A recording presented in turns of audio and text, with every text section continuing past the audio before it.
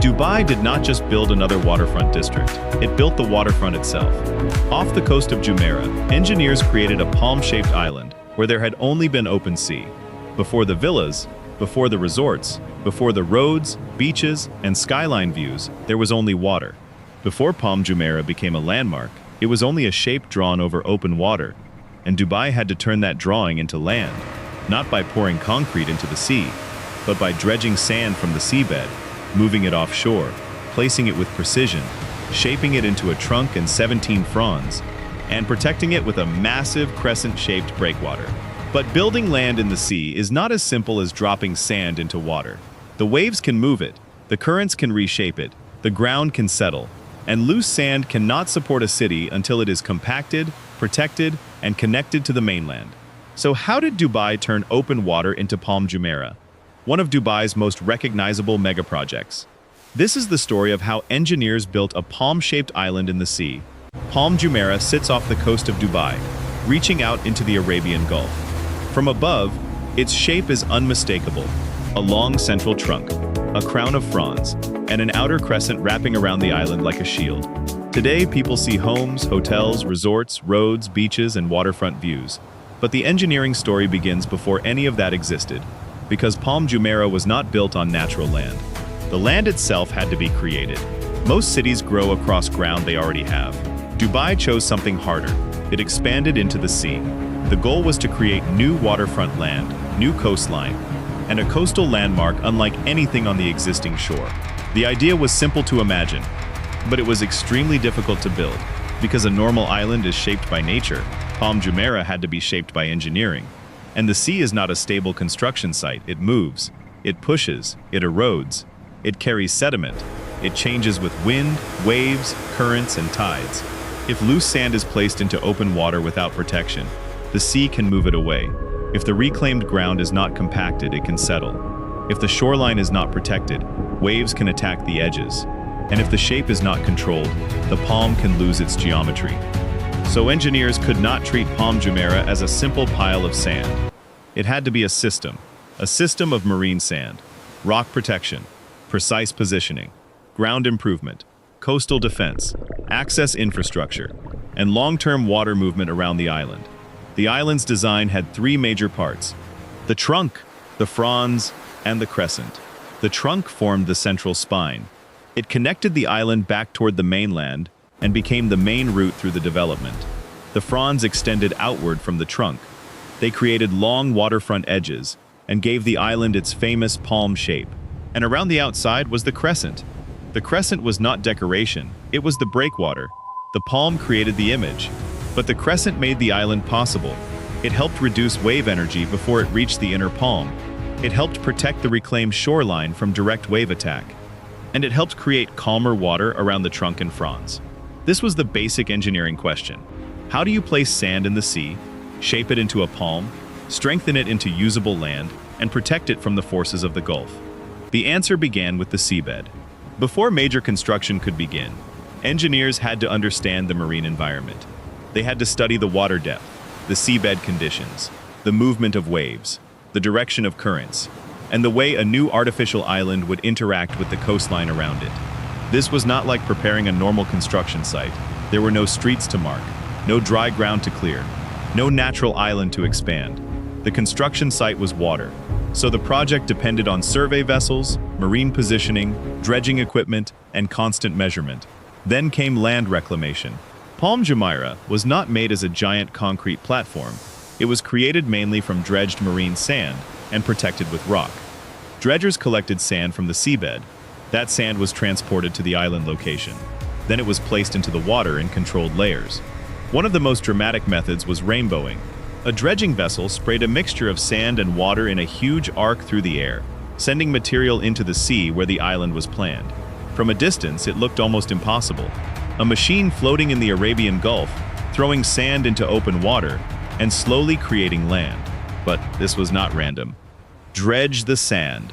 Move it offshore. Spray it into position. Check the shape. Then place the next layer. Again and again, the island grew. Every load of sand mattered. Too much in one area could distort the geometry. Too little could leave gaps in the design. The trunk had to align. The fronds had to extend outward in the right positions. The shoreline curves had to match the plan, and the crescent had to wrap around the island at the right distance. This is one of the hidden difficulties of Palm Jumeirah. The island was designed from the sky, but it had to be built from the sea. Today, the palm shape is obvious from aerial images, but crews working from dredgers and barges could not simply look down and see the finished palm beneath them. They had to rely on positioning systems, survey data, marine measurements, and constant correction. Survey the seabed, mark the position, place the sand, measure the shoreline, correct the shape, then repeat. The palm emerged section by section. First, the early reclaimed areas, then the trunk, then the fronds, then the crescent around the outside. At the beginning, it did not look like a finished island. It was a marine construction zone. Dredgers, barges, survey boats, rock placement vessels, wet sand, temporary access paths, and water moving around every new edge. But layer by layer, the outline became clearer. Open sea became shallow fill. Shallow fill became visible land. Visible land became the rough shape of a palm, and the palm began to stretch outward into the Arabian Gulf. But creating the shape was only the first challenge. The island could look finished from above, while still not being ready to carry what Dubai planned to build on it. Loose sand is not automatically strong land. When sand is placed into the sea, it contains voids between grains. It can shift. It can settle. It can compress over time under its own weight and under future loads. That matters because Palm Jumeirah was not meant to remain an empty sandbar. It had to support roads, utilities, homes, hotels, landscaping, transport systems, and heavy construction equipment. So the reclaimed sand had to be improved. One of the key methods was vibro-compaction. The idea was to densify the loose reclaimed sand. Special equipment was driven down into the ground. Vibration rearranged the sand grains. The grains packed closer together, the density increased, and the ground became more suitable for construction. Drive the probe down. Vibrate the sand. Rearrange the grains. Increase the density. Prepare the ground for construction. This step is easy to overlook because it happens after the island shape becomes visible. From the air, the palm may already look complete, but visually complete is not the same as structurally ready. The island had to become buildable. The sand had to behave more like engineered ground. This is one of the biggest differences between making a sand shape and building an island. Sand gives the island its body. Compaction helps give it strength. But even compacted reclaimed land still needed protection from the sea. That is where the crescent breakwater became the main coastal engineering feature. The crescent curves around the outside of Palm Jumeirah. From the air, it completes the iconic shape. But in engineering terms, its job is much more serious. It is the outer shield. It helps reduce the force of waves reaching the inner island. It helps protect the trunk and fronds from direct wave attack. And it helps create calmer water inside the palm. A breakwater is not just a pile of rocks. It is a designed coastal structure. It has to be heavy enough to resist wave action. It has to be shaped to absorb and deflect energy. It has to be placed in layers. And it has to remain stable while the sea keeps pushing against it. To build the crescent, crews placed large quantities of rock into the water. The inner materials formed the core. Filter layers helped support the structure. Larger armor rock protected the outside. The outer face met the waves, the inner side helped create calmer water. Place the core, add the filter layers, set the armor rock, face the waves, protect the palm. This was the shield that made the island possible. Without the crescent, the palm-shaped reclaimed land would have been far more exposed. The fronds created long, narrow shorelines. Those shorelines gave Palm Jumeirah its value and its unique shape. But more shoreline also means more edges that must be protected from wave action, erosion, and water movement. The sea would always apply forces to the reclaimed shoreline. The crescent helped reduce those forces before they reached the inner palm. But the breakwater also created another challenge. If water is protected too completely, circulation can become limited. A coastal design has to balance protection with water movement. The island needed calmer water inside the crescent. But the marine environment around it still needed circulation. That balance is one reason Palm Jumeirah was not only a land reclamation project, it was also a coastal engineering project. The engineers had to think about shape, sediment, wave energy, shoreline stability, water movement, and long-term maintenance together. Once the land was formed, compacted, and protected, the project entered another phase. The island had to function. An island is not useful just because it exists. People must be able to reach it. Power must reach it. Water must reach it. Roads must cross it. Drainage systems must operate. Emergency access must be possible. Buildings must have foundations. And transport links must connect the island to the rest of Dubai. The trunk became the main access spine. It connected Palm Jumeirah back toward the mainland. Roads and utilities followed this central route. The fronds were prepared for waterfront development.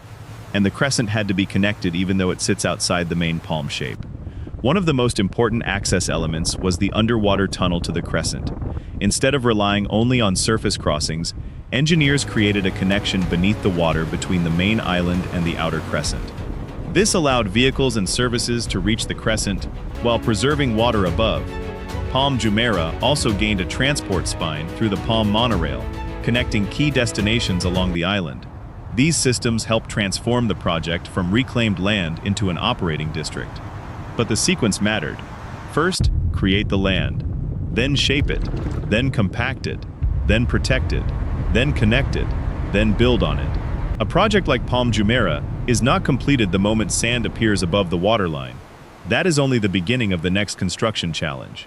Over time, the island changed again. Construction sites became roads became neighborhoods, fronds became waterfront residential areas, the crescent became a resort zone, the trunk became a central corridor, and Palm Jumeirah became one of the most recognizable shapes on Dubai's coastline. But beneath the final image is the engineering sequence that made it possible. Every building depends on the reclaimed ground below it. Every waterfront villa depends on the stability of the fronds. Every calm inner waterway depends partly on the crescent outside. Every road and utility line depends on the compaction and infrastructure work that came before. That is why Palm Jumeirah is more than a luxury destination. It is a chain of engineering problems solved in the sea. Create land where there is water. Shape the land into a palm. Protect the shape from waves. Improve the reclaimed ground. Connect the island to the mainland. Build infrastructure on top. And make the whole system operate as part of a modern city. The project also shows a larger idea about Dubai's growth. Some cities are defined by the coastline they inherit. Dubai engineered a new one. Instead of only building along the existing shore, it created new shore offshore. Instead of waiting for geography to provide more waterfront, it used engineering to produce it. That does not mean the project was simple, and it does not mean artificial islands are without environmental and coastal challenges. Land reclamation changes water movement. Breakwaters affect wave patterns. New coastlines require long-term management. But as a construction story, Palm Jumeirah remains one of Dubai's clearest examples of engineering ambition meeting the sea. It began with an idea that sounded almost impossible: a palm tree in the water. But the finished island was not built by imagination alone.